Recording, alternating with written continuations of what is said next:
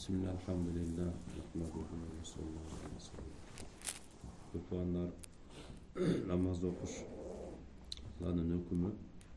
Başkalarını namaza çağırışta Allah'ın hükmü da. Biz din menenler yaşashımız gerek. Dinimizge emgek dağılışımız gerek. Allah Teala dinimizni bizge belek kılıp berdi. En çoğun Allah'ın hükmü. Adamın dinine karaklandırıldı. Eğer jalpыбыздын жашообузда din bolsa, anda sözsüz ийгиликке жетебиz жана бактылуу болобуз. Мисалы биздин үйүбүздө аялыбызда дини бар, кызыбызда дин бар, балабызда дин бар, бир туугандарыбызда дин бар. Өттү. Бардыгы бири-бирине сый урмат менен мамиле. Динимде эрди сыйлашым керек, динимде ушуга мага жол көрсөтүлгөн. Dinimde men atama жылмайып тиктешим керек, алдына баспашым керек, окурайып тиктебешим керек. Да дебешим керек, dinimde ушуну үйрөтөт деп. Кызыңыз, машалла, эркек машалла, аялга жакшы мамиле кыл деген. Аллах Таала нааразы болуп калат, мен пайгамбар дининде ушуну көрсөткөн деп. Анан бактылуу түшүнүп жашоо, бири-бирин урматтап жашоо, бардыгын ар ким өзүнүн дининде болсо, динин жашоосун алып жашаса бактылуу. Ал үчүн мээнет кылыш керек. Дин жашоого үчүн сөзсүз мээнет кылыш керек. Баарыбыздын пикирибиз бир болуш керек. Ар түрдүү пикир болот, адамдын жүзү ар түрдүү болгондой, бирок баарыбыз бир пикирге келип көнүшүбүз керек. Мисалы бирөөнүн түшүнүгү башкача. Ою, максаты, тилеги, бирөөнүн вообще башкача да. Мисалы бирөө ахиреттен коркуп жашайт, бирөө ахиретке ишенбейт. Экөөнүн пикирлери ар түрдүү болот, бирок акыры келип бир чечимге келе алышпайт. Айтат, мен мунун акысын жеп койсом ахиретим күйүп кетпейби? Алла менден нааразы болот десе, эмне болмок эле, оңой болуп атпайбы? Көбүрөөк топтоппойбуз, шанс да бул.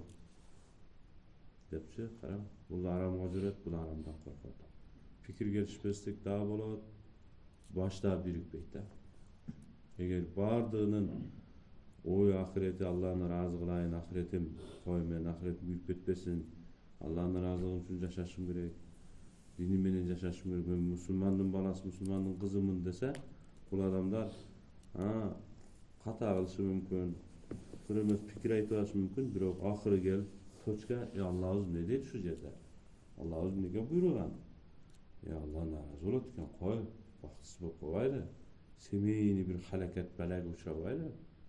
Кой деп туруп эмне кылат? Бардыгы бир максатта бирип кете берет да. Ал үчүн мээнет кылыш керек. Пайгамбар алейхиссаламдардын дүйнөгө келген максаты ушул болгон. Адам атабыз кара. Биринчи адам, бирок Аллах аны пайгамбар кылды. Вообще адам жок, адамдан башка адам жок. Бирок Алла пайгамбар кылып тандап алды. Неге? Башкаларга мээнет кылыш өтө зарыл экендиги ушул жерде билинет. 124 000 пайгамбар келди жер бетине. Алды 1000 жыл ашык жашап мээнет кылды да. Коомуна пайгамбар келет эле, элине динди үйрөтөт эле, эл дин менен жашап бактылуу болот эле. Пайгамбар өтүп кеткенден кийин дин секин жаштарынан чыгып, кайра бала, жаман, бузук иштерге жүрөт эле. Аллах Таала аларга азап бербестен райымыл да бирөөнү пайгамбар кылып тандап, кайра элине мээнет кылат. Ушинтип силсиле уланып келди. Пайгамбар Мухаммад алейхиссалату вассалам менен Иса алейхиссаламдын ортосу билесиздер, канча? 5,5-6 кылым да. Бирок ушунчалык Иса алейхиссалам асманга көтөрүлүп кеткенден кийин жер бетине коом ушунчалык бузулду. Эң ыйык себеп болгон Каабада аялдар жылаңач тоок кылып баштады. Ошол жерде зына болуп баштады. Адамдар өзүнүн кыздарын тирик жерге көмүп баштады да. Өтө бир чектен чыгуу. Мисалы менин огородума кирип, кошунамдын төсү менин чөбүмү жеп алса, кара, ошого ыраазы болбой барып төөнүн кардын жарып баягы эми жегенден ол эмне болот ол чөпчү? Ушунчалык бузулган баягы менин чөбүмдө карындагы эмнесин жеген чөбүн жулат эле да, мындайча алат эле. Ол эми ичкерде эмне болуп кетти, кара. Кылым кабилалар, уурулар бири-бири менен кан төгүшүп, болгону бир кичинекей менин үйүмө кирип төсү эмне менин чөбүмдү жеп койгон себептенчи. Кылым, жылдап. Алла Таала ошондой бузулган коомго пайgambar жөнөттү, сүйүктүү пайgambarыбыз. Ал аз убакыттын ичинде 23 жылдын ичинде эле дүйнө жүзүнө Алланын динин жеткирип койду. Пайgambar аламдан өттү. Бирок пайgamбардын ишине бекем адамдар таштабастан мээнет кылып, канча чоң бир колдук, канча чоң бир батылдын аракети болду да. Исламдын нурун, чырагын өчүрөбүз депчи. Бирок мээнет болуп, эмне болду? Алла берип кайра жанданып, жыгылайын деген жерден кайра туруп, машалла, ушинтип динибизди сактап, биздин эгер өзүбүздүн ата бабаларды ала турган болсо, өтө көп каллясын алган, өтө көп канын төккөн, өтө көп сүргүнгө айдаган, диндарлардын баардыгын жок кылган. Неге? Башында турган алымдарды жок кылган. Неге? Алардын бүт бузукулугун келип элге өткөрөйүн десе, алым бир сөз менен баардыгын сактап калган. Эй балам, бул доңузкорлорду ээрчибегиле, баксыз болосуңар. Булар мындай кылмакчы деп эмне кылып койгон? Бир сөз менен элин сактап калган. Анда булардын башында турган эл уккан алымдарын жок кылайлы деп, алымдарын жок кылган. Анан авторитет, ошол дин менен сугарылып чоңойгон, илимдүү болбосо дагы акылдуу аксакалдар, алар болгон да. Ошолор дагы элин сактап калган, урусун сактап калган. Бул түбү бар бизди жыгытат, ортобузда ынтымагыбызды кетирет, фитнага алып кетип атат, бул алдап атат депчи, парасаттуу болгон да. Токто деген булардын манаптарын, булардын акылдууларын жок кылайын. Ушундай бир акыйкатты ырдап чыккан акындар, төкмө акындар, ушундай сөздөр менен эмне кылган, элди бүт баштап пикирин тазалап турган. Өтө тез аранын ичинде адамдардын эмне кылган, ушундай бир бузукулуктан акын, ыр аркылуу тарбият кылып, токто буларды жок кылайлы. Буларды жок кылайлы. Дагы эле дини сакталып тура берген да. Бул кандай болду? Булардын алымын жок кылып атабыз, башкасын жок кылып атабыз. Кандай кылабыз? Балдары диндар болуп тура берип атат. Эли тегеле берилбей, мына бузукулукка токто деп тактаса, үйдө отурор, энелер мээнет кылып атат да. Үйдө отурор, апалары мээнет кылып атат. Бузукулугун келип биздин Астанага чейин келет. Астананын буягында балдарыбыз көчөгө чыгып таасирлесе кайра эмне кылган? Фильтрлеп балдардын зээнин тазалап койгон да. Ол мектепте канча бузукулук кылса дагы, канча жаман нерселерди үйрөтүп көчөдө бузукулугун, үйгө келгенде балам андай эмес. Садагам Алладан болот балам. Алладан корккун, кызым уяттуу болгун деп эле токто деген булардын үйүндөгү жанагы эмне мээнет кылган апаларын да чыгарайлы. Анан кийин азаттык, тең укуктуулук, гендерлик саясат деген бир лозунгдар менен чыгып, эмне кылган? Апаларды бузган, анан талада калганбыз да. Анан бирибизди өлтүрө турган, каныбызды төгө турган, бирибизди сата турган, мусулман болуп туруп эмне кылган? Мусулманды өлтүрө турган, анан кийин эси жоктор чыккан. Кароосуз калган да, кароосуз калган жетимге окшоп калганбыз. Бизге жол көрсөтүп тургандын баарын өлтүргөн, акындарын сүргүнгө айдаган, апа эжелерибизди азаттык деп туруп көчөгө чыгарып туруп бирисин эмне кылган? Бригадир кылган, бирисин дагы бир нерсе кылган, сиз мындай деп депутат кылган. Ушундан баарын үйүнөн алып чыгып кеткен дагы исламдан чыгарып берген. Ошонун каршысына биз мээнет кылышыбыз керек. Бир аз мээнет болду, Кыргызстаныбызда канча машалла каракаларыбыз чыкты. Машалла кече ошол Алайга барып, Будалык деген айылга барып, катмыга дуага барып келдим. Элинен сурасам айтат, өзү биринчи жолу катма өтүшүбүз дейт. Биринчи жолу. Кылымдан бери өтө элек экен.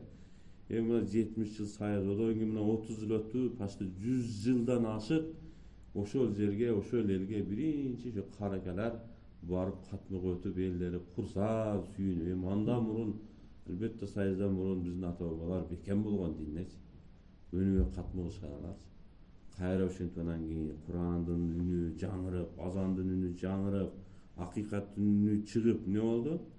Элибиз эми акыйкаттап, эми өзүнө келип, канча туура эмес көчөдө жүргөн, эми билип түшүнүп, караң, Аллаху акбар, бизди бириктирбеш үчүн бизди дайыма караң, мына азыр союз эле булар, биздин заманыбыз коммунизм мындай болгон, жакшы адамдар дей берет да.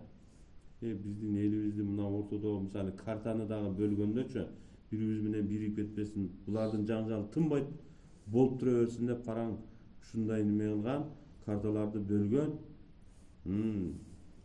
Bärine çele taktap taşlap koygan kança kan tөгülüp ketdi. Turu azыр эми öz-özüne kelip atat. Buna bizdi daha misali region kılıp bölüp Allah tündüktükler düştüktörдү ötө jaman görüp. Nege jaman dey bergen? Sekin informasiya kelip olar jaman bular mындай anday деп atып. Iskölden bir jamaat geldi bizge gelip ayыл өкмөтү Bukhari'de ikramday çay verip tamak verip oturup süйлöşüp kaldı. Mırzalim bayın samsasını alıp gelip yedirip attılar. Ekönü jep bitkenden keyin ba açık söylеген adam. Balдар mende bir söz var ha. Men de sizlerdi çın aysam jaman görөtürüm oştuktарды. Görse жакшы адам турбайсыңар деп атат да. Болсо men oşko kelgen emesmin, oştuk менен мамилем кылган эмесмин дейт. Биринчи жолу келишим дейт. Meni kiçinemen deyt, men ушундай тарбия алган oştuklar, satlar, zamanlar, buzuklar, bunday deyverse, görse adam jüregi kirleber etkende. Emin buna gelip bildim жакшыладым. Talastan bizge geldik, keminge bardık, çüge narınlıklar geldi, maşallah uşuntu oralaşıp, bizdin meşterige gelip, ikram kılıp, alar menen koşu dinimizge menet kılıp ele, başımız birigip ketdi da. Köpler aytat, bu adamların sayasi angsezim özgörüp ketdi, ösüp ketdi, oşo sebepten biz neyligimiz yok. Hiç onday olgan emas. Sayasi hiç teke, sayasat menen bizdin başımız hiç kaçan birikpeydi. Sayasat bizde jürögübüzdü ne kılat, bir-birine karşılaştırat. Sayasat bizde bir-birimiz menen düşman kılat, bölüştürüyor. Turusu da birisi partiya, birisi kol, din başımızdı biriktirer. Başka yol yok da. Din koyma Müslüman balası eken, koy bu biz bir atanın balları eken biz. Koy dep ne kılat, İslam dep doğanların başımızdı biriktiriyor da. Aşağı çoğulup maşallah. Bana Japalaktan amatlar gelip tat, biz partiyası görtağız, olur bizge gelip tat.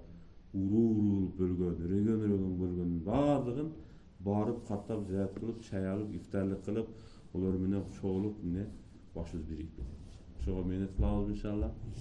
Menet kılabız. Allah sizlerden razı olsun. Allah falan barıp geçirgin. Hakikat kılıp gösterip, Allah'ım hakikatka жүрgүзүп. Жалганды жалган көрсөтүп андан бизди узак кылгын. Allah'ım bizdi dost düşmanды айырмалай турган кылгын Allah. Иман hakikatın dindin tereң түшүнүгүн жүрөгүбүзгө салгын Allah. Allah Taala bizdi satkınlardan, çagımçıllardan, karızgöylörden, içtidarlardan, iki yüzlü münafık, el, yer satar, din bezerlerden kılgan. Yüzlerimizi jarık kılgın Allah'ım. Bizdin içi sırtımızdı birday kılgın.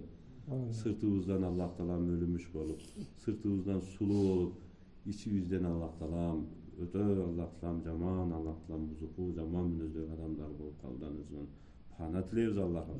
Barımız Allah Taala günölörüzdü kesirip, şu Ramazan hurmatına barımızı tazalap, Allah özümüzden razı olup, özümüzge rayım olup, özümüzde razı kılgın bir rahmet. Allah razı olsun.